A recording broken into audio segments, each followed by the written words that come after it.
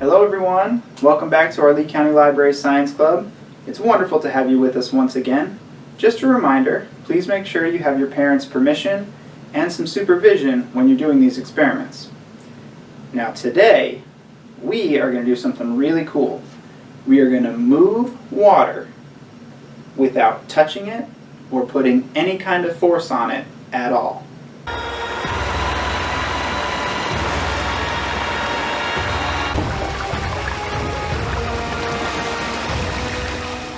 Now, unfortunately, it's not going to be quite as mystical or magical as that. We're going to be using the process known as osmosis.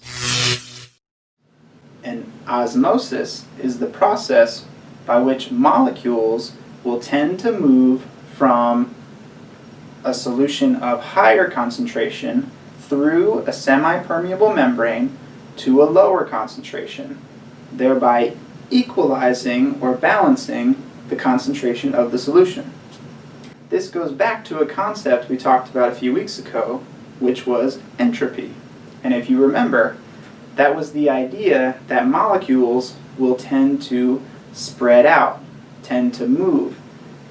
They have a tendency to fill up and create the most or highest probable arrangement of those molecules. And in the case of solutions, we have the idea of diffusion, which is that a higher concentration, if given space, will generally spread out and settle into a lower concentration. So if you remember the solutions that we talked about, they were sugar water. If I just had a bowl of water and I had my cup of sugar water, so it's a high concentration and a low concentration. If I poured that cup of sugar water into the bowl of water, well, the solution of sugar water would spread out throughout the whole bowl, and it would end up being a lower concentration. And that is diffusion. So osmosis takes this a step further, and instead of just mixing them together in a bowl, you're actually separating them by a barrier. So I have my low concentration solution on this side, and I have my high concentration solution on this side, and in between the two is what's known as a semi-permeable membrane, keeping them apart. Now it's key to remember that a solution is made up of two parts: a solvent, the substance that is being dissolved into, and the solute, the substance that is being dissolved. In most cases, the solvent is a liquid, and the solute is usually solid or liquid, can even be gas.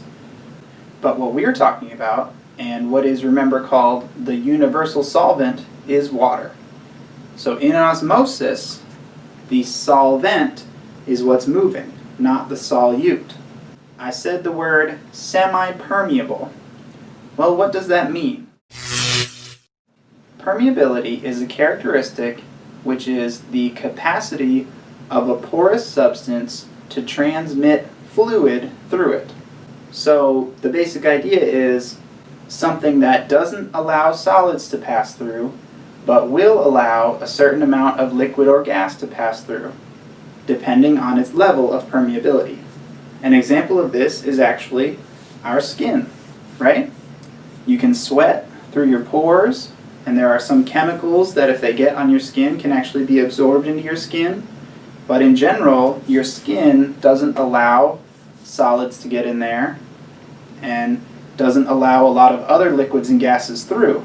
So it is what's known as semi-permeable. Another example could be like even a paper towel or cheesecloth. Those are pretty highly permeable, but they don't let solids through, right? I mean, even sand, which is really, really fine, is not going to get through a paper towel. But you pour some water on it, and it drips right through, right? That's the idea of semi-permeable. And so osmosis, you have that high concentration and that low concentration, and the semi-permeable barrier, and the solvent, which is the water, is going to move from the area that is would be a low concentration of the solution, so there is more solvent there, is going to move across the barrier to the higher concentration area in order to try to balance out till they have about an equal concentration. Now, to demonstrate that, we're actually going to use eggs.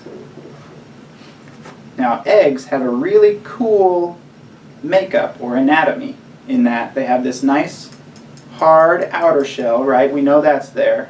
But just inside that is what's called the shell membrane. That is a thin layer that separates the shell from the white and the yolk and all the other stuff that's inside an egg. But what's cool is this outer shell, we know, is not very permeable, right?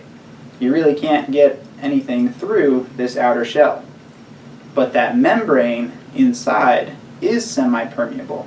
So what we first have to do is actually remove this outer shell without breaking the shell membrane. And to do that, we're actually going to go back to our acid-base reactions that we've talked about in the past. Because this shell is made up almost entirely of calcium carbonate, which is a very slightly basic substance. And we remember vinegar is made up of acetic acid. So if we were to put this shell in vinegar, the calcium carbonate would react with the acetic acid and actually be removed from this shell. And then all we are left with is the shell membrane, which is made up instead of a substance called keratin. And keratin is the same stuff that's in our hair or our nails and actually the very top layer of our skin. Those are all made of keratin. In order to do this experiment, you're going to need 2 eggs, 2 cups or glasses or something that's big enough for the egg to be completely covered by a liquid. We're going to need some vinegar, some corn syrup, and some water. But you need to realize this experiment is actually going to take a couple of days to complete, because first we need to remove the shell using the vinegar, which is going to have to sit for a while, and then we're going to have to put what's left into our solutions, our corn syrup and our water. So the first step, gently put the eggs into your empty cup, right? Next, all you're going to do is pour some vinegar on there, okay, until the egg is completely covered. Now the egg may float a little bit, that's okay, but you want it to be able to be submerged in the vinegar. And now I just poured it and I'm already starting to see some bubbles form on the surface of the egg. And that is the reaction happening between the acetic acid and the calcium carbonate. So, once you've got them covered, now you're going to take your first break.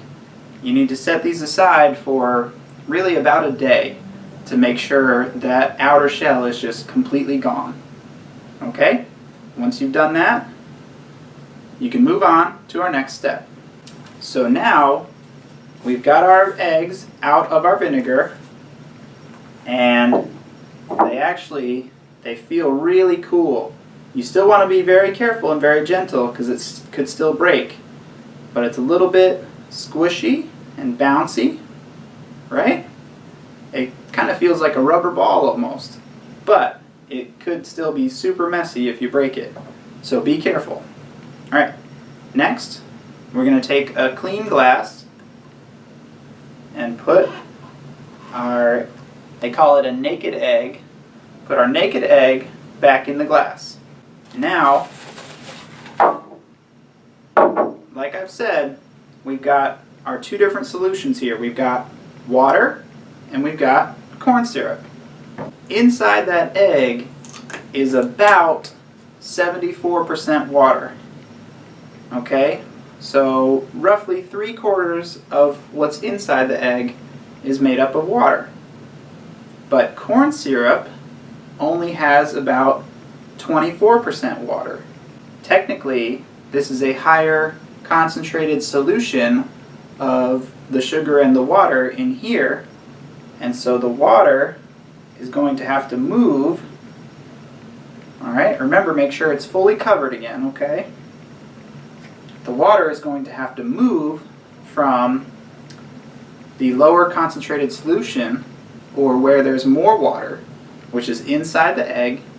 It's going to have to move through that permeable barrier into the outer solution. Now, on the other hand, we have just some tap water, which is almost 100% water, but it's actually not.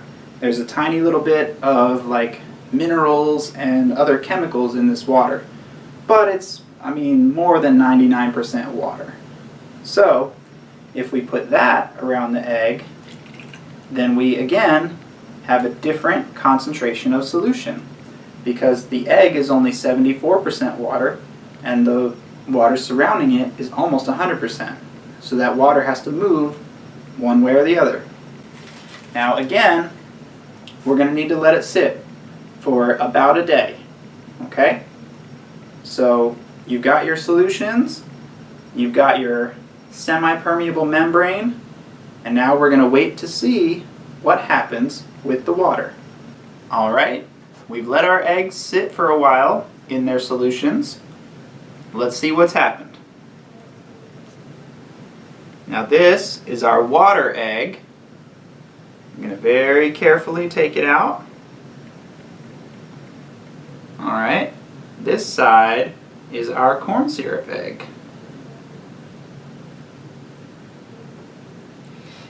And this is a regular sized egg. This is what our egg started out as. Now, when we put it in water, we see the egg actually grew. It expanded. And when we put it in the corn syrup, you can see it's smaller, and it actually kind of looks like it deflated, right? You can poke it and it's missing some stuff inside there, isn't it? So, what happened? Well, as we talked about, this water is almost 100% water, or was almost 100% water.